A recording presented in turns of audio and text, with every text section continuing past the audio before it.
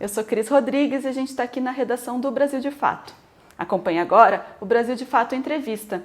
É toda sexta-feira, 15 para as 8 da noite, aqui na TVT, ou pelo YouTube do Brasil de Fato a qualquer hora. Hoje conversamos com Vilma Reis, socióloga, ativista do Movimento Negro da Bahia e pré-candidata à Prefeitura de Salvador pelo PT em 2020. Ela defende o lançamento de uma candidatura negra na capital do estado com maior população negra no país. Entre 2015 e 2019, Vilma foi ouvidora-geral da Defensoria Pública da Bahia. Em seu mandato, aproximou o órgão de grupos vulneráveis e pautou a democratização do acesso à justiça. A socióloga é considerada uma referência na luta antirracista e contra o genocídio da juventude negra. Acompanhe!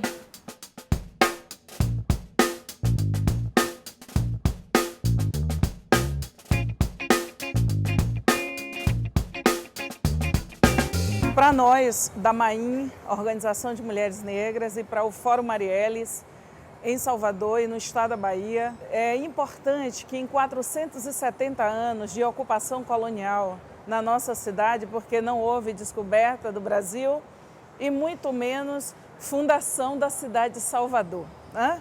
Para nós, o que há é a ocupação colonial e os herdeiros dessa ocupação colonial, eles têm se mantido de forma absoluta, né?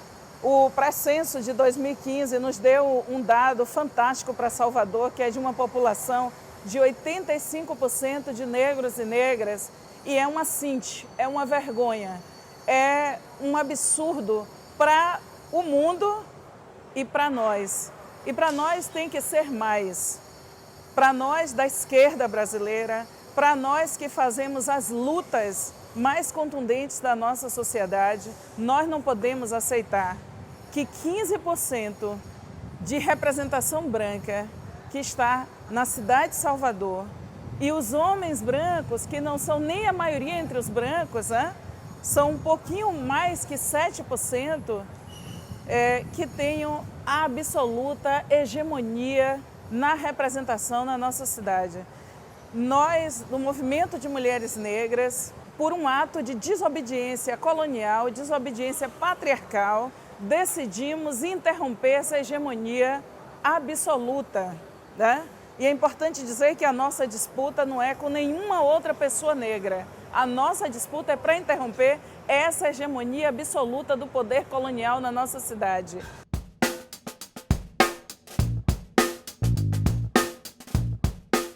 Lélia Gonzalez, em 1982, ao se concorrer para ser deputada por uma decisão política do movimento negro no Partido dos Trabalhadores, Lélia estava ali cumprindo uma tarefa histórica determinada por nossos movimentos. Em 86, tanto Luísa Bairros como Luiz Alberto na Bahia, Edson Cardoso em Brasília, a própria Lélia via PDT no Rio de Janeiro, mas esses outros que eu citei via PT. Essa é uma luta que nós e o MNU lançou candidaturas por dentro do PT ou do PDT ou de qualquer e de tantos outros espaços onde foi possível em todo o país. Então, sem falar que todas as carreiras dos brancos progressistas nesse país nós construímos, todas. O nosso entendimento agora é que não é possível mais dizer para a gente esperar. Toda a construção dos movimentos que vem da rua para dentro dos partidos é de que não haverá nada sobre nós sem nós. E nós estamos há décadas construindo os partidos de esquerda. Da velha esquerda e da nova esquerda. Não tem um partido de esquerda que tenha se erguido nesse país sem a nossa filiação em massa. Em 2007, me filiei ao Partido dos Trabalhadores num movimento e criamos a expressão feminista com Luísa Bairros, né?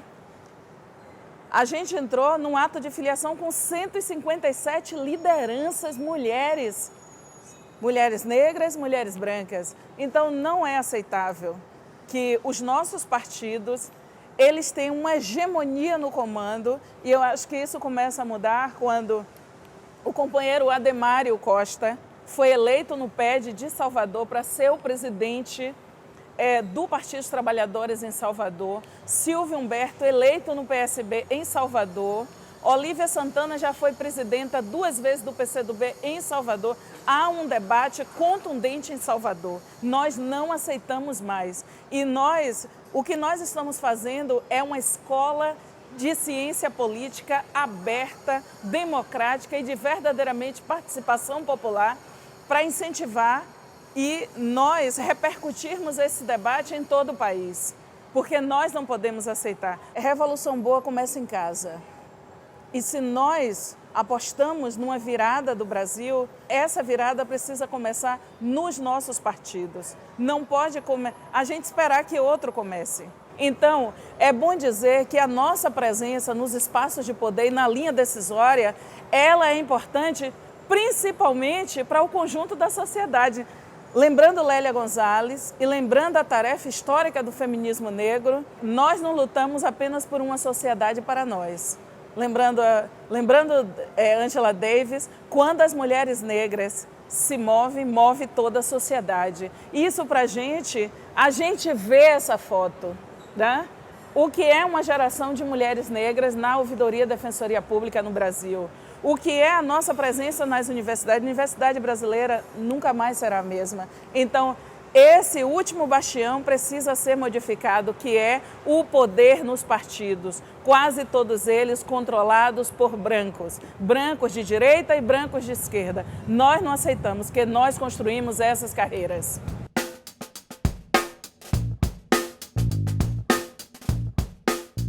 A gente fundou um campo de pensamento no Brasil sobre as políticas de encarceramento e principalmente nós colocamos o debate racial na questão do encarceramento em massa e na questão da guerra às drogas. Parecia há uma década atrás que era possível debater guerra às drogas sem falar em relações raciais. Não é possível. Então, para nós, falar em abolicionismo penal, falar de novas políticas de droga, descriminalizar as drogas no Brasil e num horizonte mais à frente nós pensarmos em legalização. Isso não é uma pauta revolucionária, já está na boca de reformistas liberais, né? No mundo inteiro. Nós pensamos que tirar o poder que tem hoje de morte nas polícias, nos comandos das polícias, tirar o poder de morte dos aglomerados que comandam verdadeiramente o tráfico de drogas. É fundamental. Mais do que isso, quando nós falamos de enfrentar o encarceramento no Brasil, essa é uma pauta que fala em democracia. Que nós entendemos que não é possível debater um projeto de nação sabendo que mais de 800 mil pessoas estão encarceradas e desse conjunto, 42% nem sequer teve acesso já a um julgamento e a definição, né? E a definição da sua pena, né? O que no máximo você passou foi por uma audiência de custódia naquele período de 24 horas e quem não teve o livramento condicional ali está respondendo sobre custódia. Tornozeleira é a nova ferradura nos pés do homem negro. Tornozeleira eletrônica para um homem branco de classe média tem um sentido. Ele pode se movimentar, ele não precisa pegar um ônibus. Ele pode se movimentar, ele não precisa sair de sua casa para ter todo o seu mundo aos seus pés. Agora, tornozeleira eletrônica na canela de um homem negro ou de uma mulher negra, aí é o fim de nossas vidas. É você criminalizar, né? Você saiu da prisão, mas você entrou em outra prisão. Então, nós precisamos lutar por abolicionismo penal e isso tem a ver com lutar contra o racismo. Nós entendemos que todas as pessoas brancas que têm verdadeiramente uma postura antirracista, elas têm que confrontar o sistema penal no Brasil. É importante que tenha essa empatia, mas para além da empatia, você tem que se colocar. E você tem que confrontar um mundo branco privilegiado que não se importa de forma alguma com a anulação do que é uma sala de audiência de custódia, em que muitas vezes o nosso papel na Ouvidoria Defensoria Pública foi formar todos os novos defensores de 2015 a 2019. e dizer: quando você estiver na sala de audiência de custódia, você não pode se comportar como alguém que está num clube de amigos. O mundo é redondo, mas a Defensoria Pública tem lado. E mais ainda as ouvidorias externas. Sabe por quê? Na hora que você vai, um homem negro está ali, descalço muitas vezes, algemado, né? E é importante que o defensor, a defensora peça para desalgemar. E quando esse homem e essa mulher negra está ali e que alguém vai falar de viagem à Europa, você está pactuando com o horror escravista que se mantém. Que o Brasil tem ilhas de Estado Democrático de Direito. O Brasil não tem Estado Democrático de Direito para as suas maiorias. E nós somos a maioria.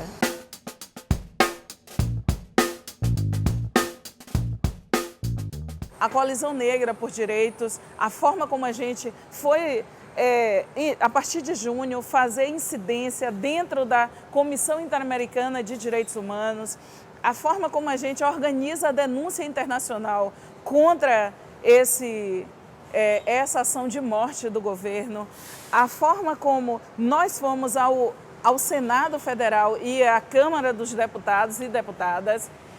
Isso é uma coisa inédita e eles também não esperavam, porque é como se, não, esse povo não vem porque eles têm minorias bancadas que são minorias aqui. Nós estamos construindo um caminho que é absolutamente sofisticado, diferente e que eles não decifraram antes da gente agir, que foi exatamente de fazer advocacy, como tantos grupos fazem em diversos parlamentos do mundo. Eu dei aqui o exemplo do Sadiq Khan, né? E de tantos outros movimentos que se levantam em Ruanda, na África do Sul, em Johannesburgo, tem movimentos contundentes, mas falando do próprio Black Lives Matter, que faz uma ação contundente desde Ferguson, mas eles são herdeiros de outros movimentos, desde os Black Panthers em Oakland, em 1963, na Califórnia. Então, nós somos herdeiros também e herdeiras de uma tradição que é de enfrentamento. E nós chegamos a esse ponto que nós nos antecipamos a eles. Eles constroem respostas violentas, porque eles sabem. O Rio de Janeiro, a Maré, de forma muito emblemática, eles não teriam outra forma. Eles não têm outra forma de segurar a revolta do nosso povo.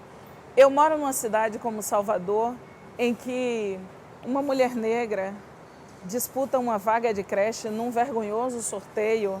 Começou o sorteio agora em outubro, com mais 150 mulheres.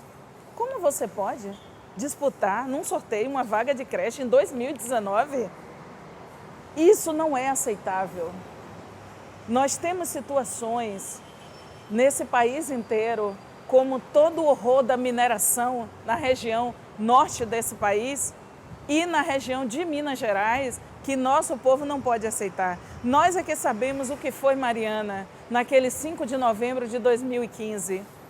O horror que nosso povo, até todo o Vale do Rio Doce, que desagou em Espírito Santo. E o que é para nosso povo que está na luta da pesca artesanal. Então, o povo não pode mais suportar. A resposta deles para nossa indignação é a polícia armada até os dentes e a polícia matando a esmo. E isso é para isso que nós nos levantamos.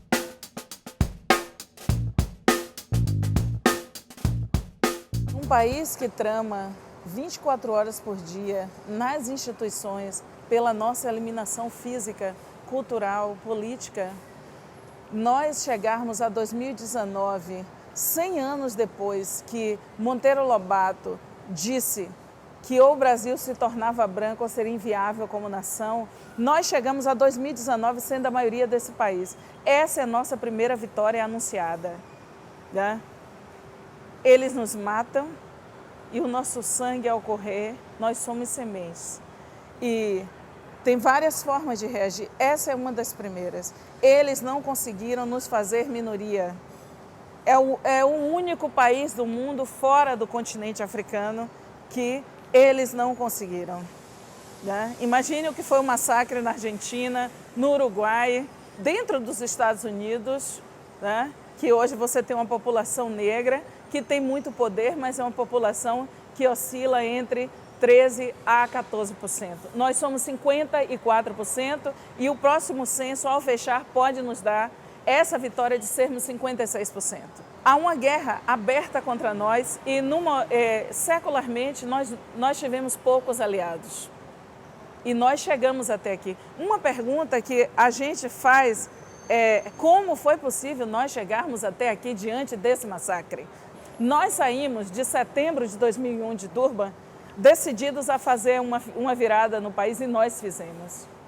Você sabe o que a gente sair de muitas realidades como o UNB, que nós éramos 0,4%, e nós fazermos a virada que nós fizemos de enegrecer as salas de aulas de todas as universidades desse país, muitas vezes sozinhos, porque mesmo no campo de uma intelectualidade branca, de esquerda, nós tivemos pessoas que até hoje passam vergonha porque assinaram manifestos contra as cotas. Todos os partidos, seus grandes expoentes eram contra as cotas. Nós convencemos o campo da esquerda de que a nossa tese era pertinente. Em 2003, nós vimos de um artigo 68 pela titulação das terras quilombolas, uma vitória que a gente conseguiu na Constituinte de 88, ali a ignorância de boa parte do parlamento brasileiro não se dava conta e nós aprovamos o artigo 68 sobre as disposições especiais para regulamentação das terras e territórios quilombolas. Só em 2003, com o decreto 4887/2003, nós conseguimos refazer um decreto para regulamentar o artigo 68 da Constituição, mas nós conseguimos. E hoje nós somos uma realidade de quase 7.000 comunidades identificadas, né, com certidão da Fundação Cultural Palmares, e a Palmares, que é muito importante para nós e que foi a primeira instituição do Estado brasileiro a ser erguida em 1988 como resposta a 100 anos da abolição inconclusa.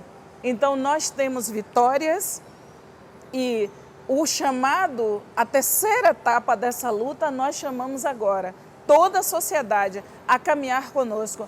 Acho que nós temos segmentos, há uma compreensão em muitos segmentos da população branca que sabe que é beneficiária secular do espólio da escravidão, mas que são pessoas que se colocam contra a barbárie neocolonial no Brasil.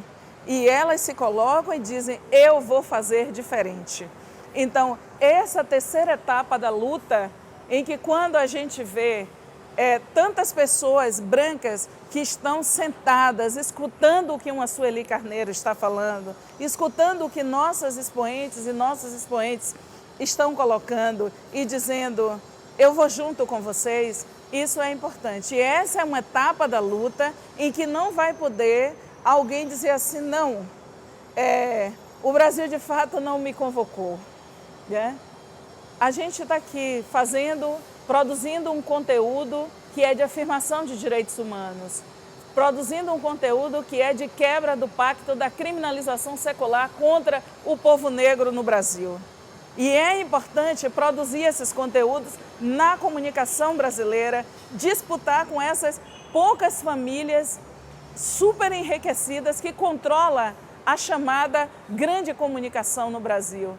Pois quando a gente deixa de ser traço na mídia da TVT, na mídia da Brasil de Fato, nas mídias que nós construímos, né? No mídia étnica, em todos os campos onde a gente se move, quando a gente deixa de ser traço na mídia da alma preta, é fundamental para nós, porque nós sustentamos nossas causas.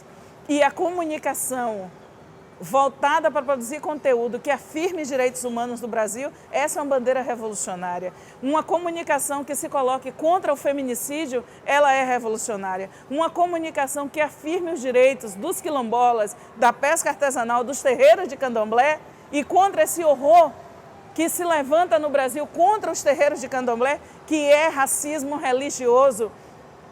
Isso é um tipo de comunicação que é libertadora.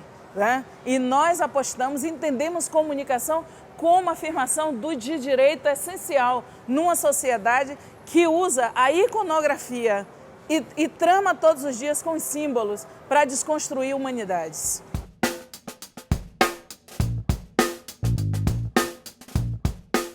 Negar o racismo num país brutalmente racista como o Brasil é a própria afirmação da existência do racismo. Eles estão fracos porque eles estão precisando usar um homem negro para cumprir o papel que eles não têm coragem de cumprir, porque iriam todos a julgamento, né? Então nós estaremos nas ruas e nas instituições, primeiro, impedindo a posse do Sérgio Camargo, porque ele desonra a história da sua família, mas ele não representa nosso acúmulo de luta. Ele não representa o que somos nós no Brasil. E se os senhores coloniais que hoje ocupam o Palácio do Planalto e os mais de 20 ministérios, se eles tiveram a baixeza de usar um homem negro desposicionado politicamente para colocar essas teses, eles estão perdendo na narrativa. Eles estão perdendo nessa batalha. Se Palmares não existe mais, faremos Palmares de novo. Essa é a nossa luta e é isso que nos mantém como uma geração de cabeça erguida e bicão na diagonal. Bicão na diagonal é atitude política. Bicão na diagonal é nós sabermos que somos parte de uma geração que parimos a nossa liberdade. É por isso que Princesa Isabel é uma piada. É por isso que negar o racismo no Brasil é um erro histórico. Né? É daqueles que perderam o bonde da história. Você não nega o racismo. Os mais liberais desse país, né? Os mais cínicos, como Fernando Henrique Cardoso, admitiram a existência do racismo na virada para Durban. No apagar das luzes, a gente mandando a delegação para Durban, ele teve que admitir que o Brasil é um país racista. E essa é uma vitória nossa. Nós enfrentamos a tese do mito da democracia racial. E nós provamos que esse é um país racista.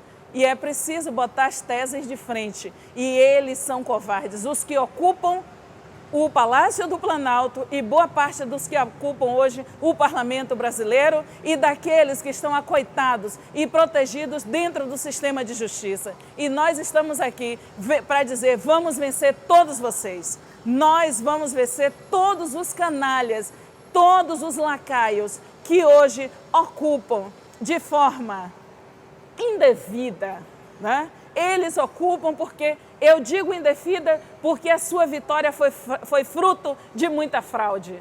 Muita fraude. Eles engabelaram o povo brasileiro, mas nós estamos aqui, nós defendemos uma cultura de esquerda. E é por essa dignidade que nós estamos aqui para dizer, nós vamos sobreviver a todos vocês, senhores coloniais, e as suas narrativas que são sustentadas por mentiras seculares. Você acabou de assistir a entrevista com Vilma Reis. Veja outras conversas como essa toda sexta-feira, 19h45, aqui na TVT ou pelo YouTube do Brasil de Fato. Inscreva-se para receber notificações dos novos vídeos. Até semana que vem!